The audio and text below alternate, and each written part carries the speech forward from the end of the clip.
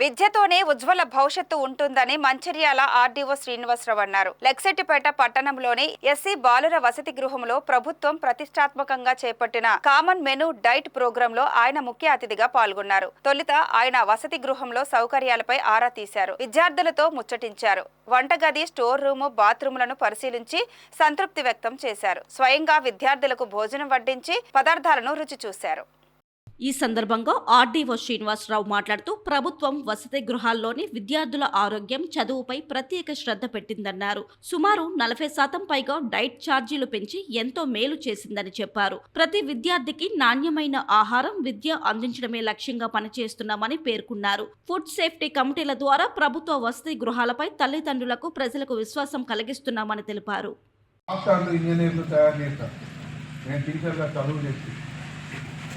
వందల మందిని తయారు చేశారు. ఇంకా చెప్పాలంటే ఎంఎస్సీ కెమిస్ట్రీ నా ఇన్స్పిరేషన్తో చేసిన వాళ్ళు చాలామంది. నేను లెక్చరర్గా చేశాను. సో జ్ఞాపకం చేసుకోండి, బాగా చదవాలి. చదువుతారు కదా? ఈసారి ఫస్ట్ డే కాబట్టి నేను మిమ్మల్ని ఎక్కువ అడుగుతలేను. ఇక నుండి మాత్రం చదువులో మేము వెంబడి పడతాం. మీకేమైనా సౌకర్యాలు తక్కువైతే నాకు ఫోన్ చేయండి. నా ఫోన్ నెంబర్ కూడా రాసి ఇక్కడ పెడతాను, చేయండి, నేను మాట్లాడతాను. కానీ చదువు విషయంలో మాత్రం నేను అసలు వెనుక తీసుకోవాలి. మీ సౌకర్యాల గురించి మీరు జ్ఞాపకం చేస్తూనే ఉండాలి, నాకు చెప్తూనే ఉండాలి. సేమ్ టైంలో మీరు చదువుతూనే ఉండాలి. చదువు అనేది రావాలి.